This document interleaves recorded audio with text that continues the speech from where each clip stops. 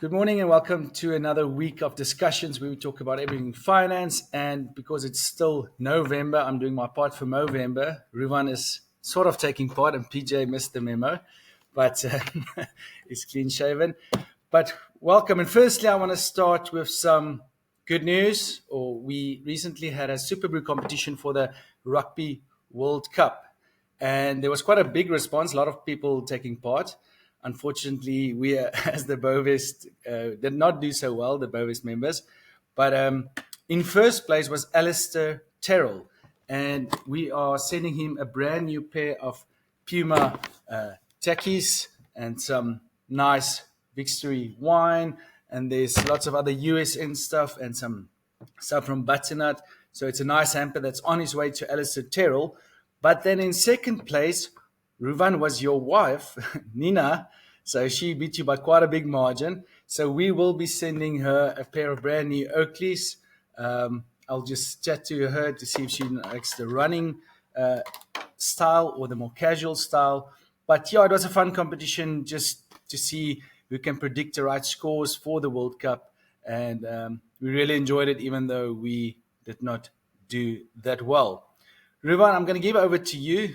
See if you can save face, and what do you have for us today? Thank you, Geo.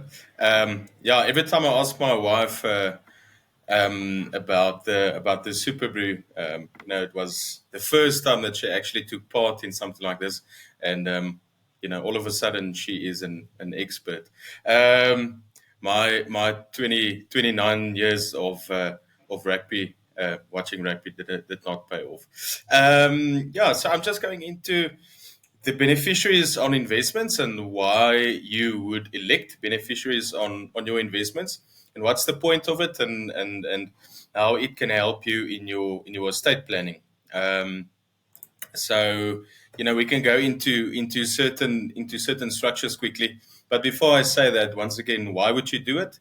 Make the process a little bit quicker for the beneficiaries, so they would not have to wait for the winding up of the estate to be finalized for them to enjoy the capital or to receive those funds. So that's probably one of the first benefits. And then the second benefit, depending on the structure, it would not form part of executors' fees. So if you appoint a beneficiary, that money does not pay, or that capital does not pay into the estate itself. Okay, so the executor does not touch or manage that funds through the estate, but it goes directly to the beneficiaries. So there would be no executors' fees on those investments. So effectively lessening that burden, that financial burden of costs with winding up of an estate. Now, if you go into one or two of the structures just quickly, something like a unit trust or flexible investment, unfortunately, no option to appoint a beneficiary.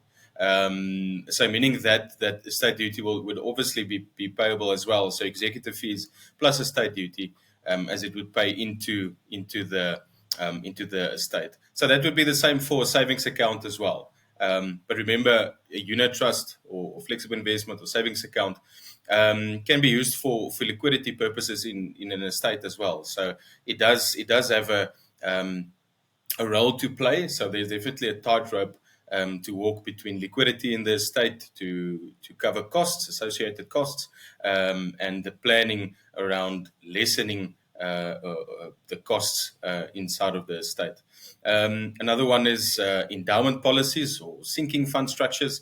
You may appoint beneficiaries on these investments, and that will go directly to beneficiaries, meaning that it would not form part of the executor's fees, but it is still part of the estate duty payable to SARS.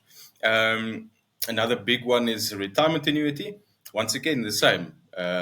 You may appoint a beneficiary, but the nice thing about the retirement annuity is it is exempt from estate duty. So, and also executors' fees if it does not pay into the estate. So that's quite a massive thing around retirement annuities and estate planning, and making sure that associated costs in your estate is minimal through that type of planning. Um, Another big one, tax-free savings. Normally, a tax-free savings account would not be you'd not be able to appoint a beneficiary. It would also just then pay into your estate, meaning estate duty payable and executors fees payable. Share portfolios. Same with the share portfolio. Now it depends where that share portfolio is. Is it in a wrapped structure? So remember, a share portfolio can form part of an endowment policy. It can also form part of a sinking fund structure. If it's inside of that type of wrapped policy or wrapped structure, you are able to appoint a beneficiary. But if it's not in that type of structure, you're not able to appoint a beneficiary. So once again, meaning that the state duty is payable and executors fees is payable on that capital. So very, very important to remember where each one of these structures form parts of your estate, the liquidity of your estate, and the fees associated with winding up of your estate. And yeah, I think just remember once again, I'm not giving any advice here. This is merely factual information. There's many moving parts in an estate and many moving parts to think about. And you should definitely see a professional when looking at these types of things. Yeah, thank you, Ruvan. That's very important. I think normally estate planning, when we did it with clients, it was how much estate duty they will pay and how capital gains and all that. But I think nowadays, with the master's office being a mess, putting it bluntly, and it takes a long time to just get executors letter or to wind up the estate. This is getting more important because you can't have everything in a unit trust or in a bank or in a direct share portfolio, because if you die, the first time your beneficiaries will see that money will be in maybe a few years. While if it was an endowment or something like life insurance, I know we're just talking about investments now, but if you nominate the beneficiary, it goes directly to them. So that's quite a big estate planning tool to have. And the second thing is with retirement annuities, there is beneficiary, you nominate beneficiaries, but the retirement annuity is almost like a trust or a pension fund, a trust. There's beneficiaries you nominate, but there's still trustees. So the trustees on the board of your employment benefits structure or your retirement annuity, they can sit and say, okay, you nominated, everything goes to your girlfriend, but you still have a wife and children to look after. So it can't go to them. We will say it should rather go to them. So it's good to know beneficiaries, and this is more important than what the estate says. Again, it is a contract, so this will they first look at beneficiaries, and then at the estate. But thank you, everyone. That's a very good point and an important thing to note. Yeah, so I'm just going to talk about investments, and I'm going to show investment graph from M&G, the previously known as Prudential. Can you guys see it? I know. So this is going to be quite small, for, I think, for most people, but I think we'll get the gist of it. This red that happens, all the crashes. And we all know there's also crashes happening all over the market. And that's why people don't want to be invested in the market. Because now we can see in the 70s, there was a market crash. There was known as a Black Monday, the dot-com bubble. That's in 2001. You also had a financial crisis, a subprime crisis in 2008, and the COVID crisis. And there's also a lot of noise around it, and there's a lot of crashes. And in a crash, you lose 20 or 30 or 40% of your values in shares, and that's not ideal. But then we can say there's always news in the markets as well. Just for example, this is very small, but this is all the big things that's happening, and we can see it now if we just take at this stage the Israel Hamas or the Ukraine war. There's always something to worry about in the world. In SA history is the same. Presidents getting axed, Nene Gate, the finance minister of a weekend. All of that happens all over the world. But even if you take that, for example, what did the markets do over that long period of time? We can see SA cash. If you invested 100 Rand in 1950, you will have 27,951 Rands. So if you are very patient, you can invest in that, and your 100 Rands will actually grow over time. But the big one is inflation. You can see there was times in our history in South Africa where we had hyperinflation. Now it did cool a bit down. You can see the money market outperformed, but only just. So in 70 years, your money would almost be as much worth as it was. The same you could buy with 100 Rand in 1950, you can almost buy now with the same amount that you just invested in cash. So that's not ideal. So what do you want to do? Even with all these big crashes, the best thing is to be invested in the financial markets. Now you can see, I know COVID was a big crash, it was like 30%. But if you look at a long-term horizon, and a lot of people that's saving to retirement, you can know it's a very long-term horizon.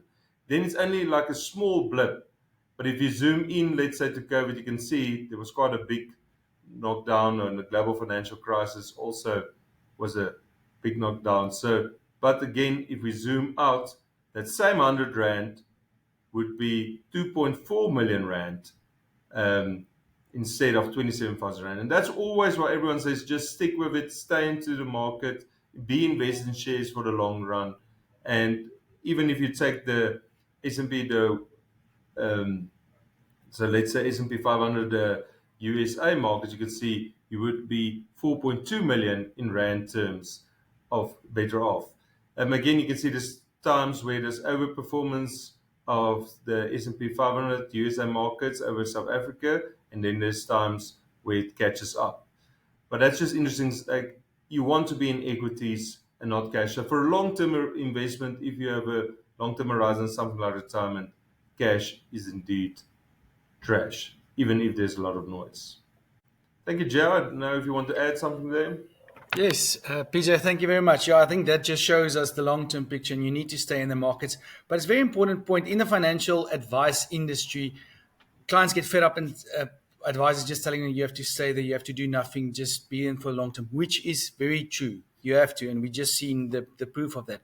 But your circumstances will change every year. So you can adjust your financial plan. You can adjust the structures. You can adjust the tax part of your structure. So that's an active management of your portfolio. And that's why we see clients every year, even though we have a long-term time horizon with our investments, your life circumstances will change. You'll get children, you will get married, someone will pass away. There's lots of things that needs to be actively managed, but your investments should stay for the long term if that is your goal. Once again, we're very clear when we say if you have a long-term goal, you need to stick with that. If it's a shorter-term goal, you don't want to go 100% equities. So that's where the personal financial planning comes into place. And your portfolio should not just look the same as everybody else around you, because you are different. You're in different circumstances. So that's an active management part, but then have the patience, and you can see you will be rewarded for patience. But we know we are not good at that as humans. But thank you very much, gentlemen. That's all for me. It's very informative, and we will chat next time. And then I will not have patience anymore with this snore, so I will then have it been removed because it will be December then. So all the best and enjoy the rest of the week.